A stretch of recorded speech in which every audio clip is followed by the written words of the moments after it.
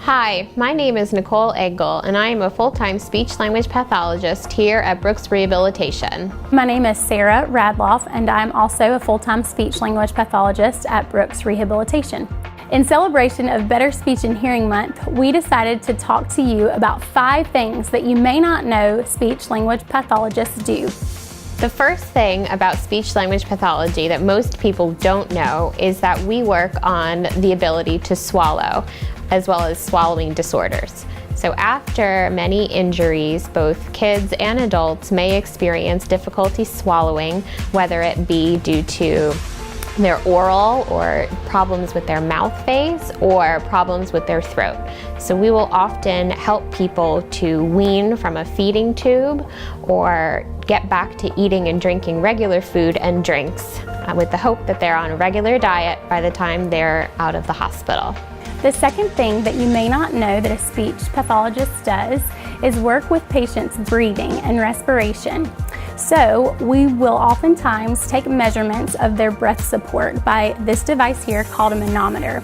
We'll have them breathe into the device and breathe out so that we can take measurements of their maximum expiratory pressure and their maximum inspiratory pressure. Then, to help build the strength in the muscles surrounding the lungs to have a stronger cough for swallowing and airway protection, and also a stronger voice, we will then use this device called an expiratory muscle strength trainer so that they can breathe into it and strengthen these muscles. Oftentimes, we then get the results of a stronger voice and a stronger cough.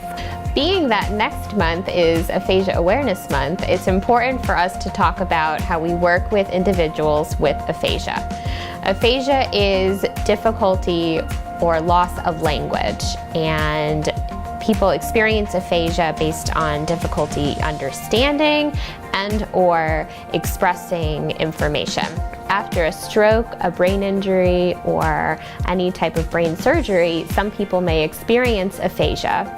And we at Brooks work on rehabilitation of language abilities, as well as educating staff members and our team members on the best way to communicate with our patients if their ability to understand typical language is impaired. The fourth thing that you may not know speech-language pathologists do is work on patients' cognition. Cognition is a broad term for patients' awareness, orientation, reasoning, judgment, planning, managing your finances, medications.